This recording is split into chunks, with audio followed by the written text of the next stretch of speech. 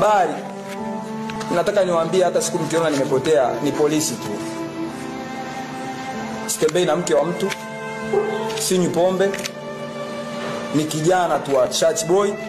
Nafanya kazi zangu za harakati kuhakikisha nchi yangu inakuwa huru, haki. Ni mmoja wa vijana ambao wamejitolea kutetea haki za kibinadamu nchini Tanzania. Deusdedith Soka, kijana mwenye umri wa miaka 29, alikuwa mwanaharakati na mwanasiasa chipukizi wa chama cha upinzani Chadema, akihudumu kama mwenyekiti wa vijana wa Temeke jijini Dar es Salaam.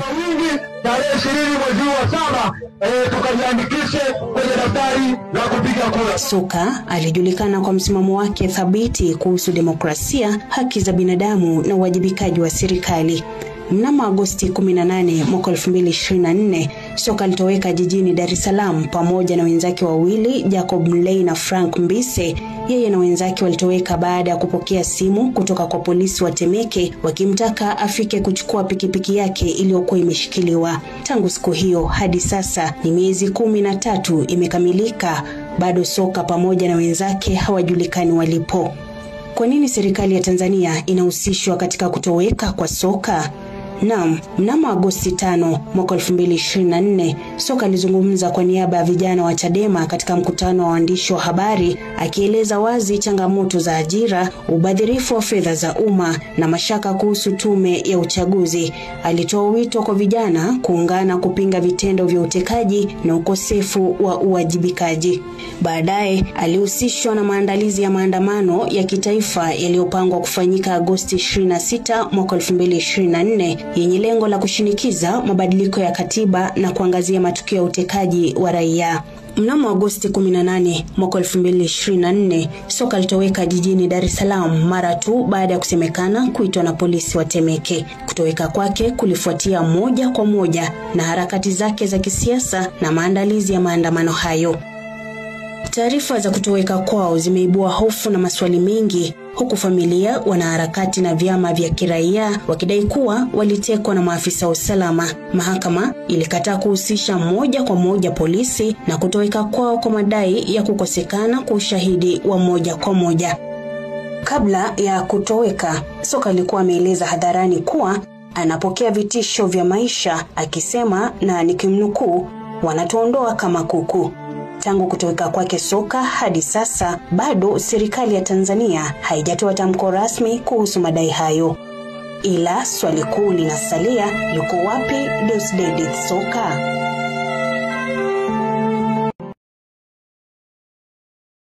Bali nataka niwaambie hata siku mkiona nimepotea ni polisi tu. Sitembei na mke wa mtu, sinywi pombe, ni kijana tu wa church boy.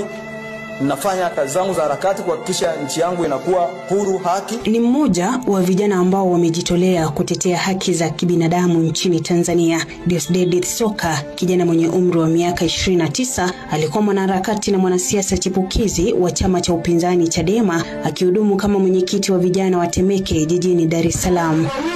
Tarehe 20 mwezi wa 7 tukajiandikishe kwenye daftari la kupiga kura. Soka alijulikana kwa msimamo wake thabiti kuhusu demokrasia, haki za binadamu na uwajibikaji wa serikali.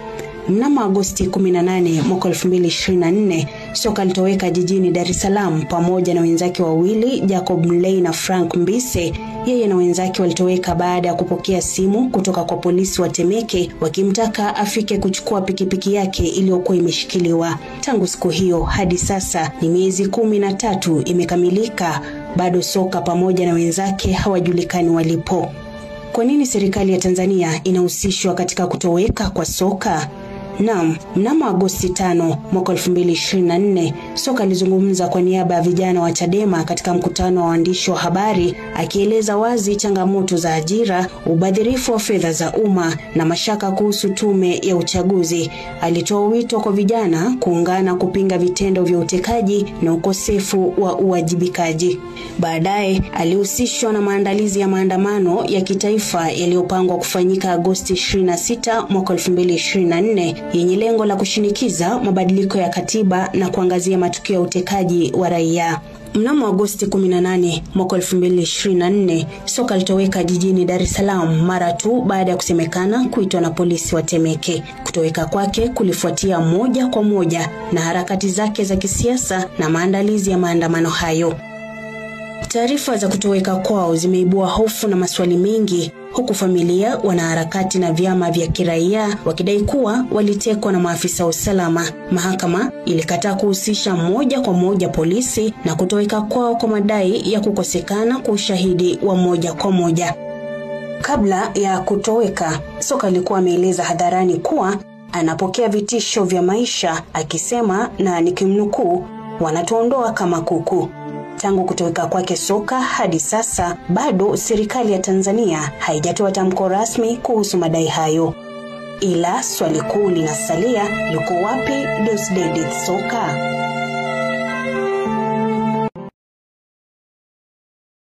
Kama tukiamua kuitumia hii gesi yetu, yani kila nyumba ya mtu ikawekewa gesi, tutatumia gesi kwa muda wa miaka 100. Miaka 100. Hii ni data ya serikali.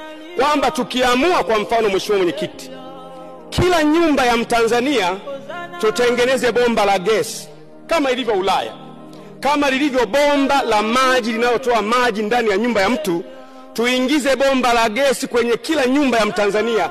Tanzania yote tutatumia hii gesi kwa muda wa miaka 100. Matokeo yake ni nini, Mheshimiwa Mwenyekiti?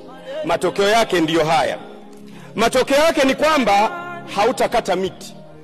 Matokeo mengine, mvua itaongezea kwa sababu hujakata miti. Matokeo mengine, kina mama hawatatumia kuni na mkaa na kinyesi cha ng'ombe kupikia kwa kuharibu afya zao. Matokeo mengine, mapato ya serikali yataongezeka. Mengine, kukata miti kutapungua. Lakini mradi unaofanya ili ukusababisha kupata hela ndio mradi unaopa kipaumbele. Lakini kwa nini hatujayaangalia hayo? Ni kwa sababu ya kukosa mpango wa muda mrefu.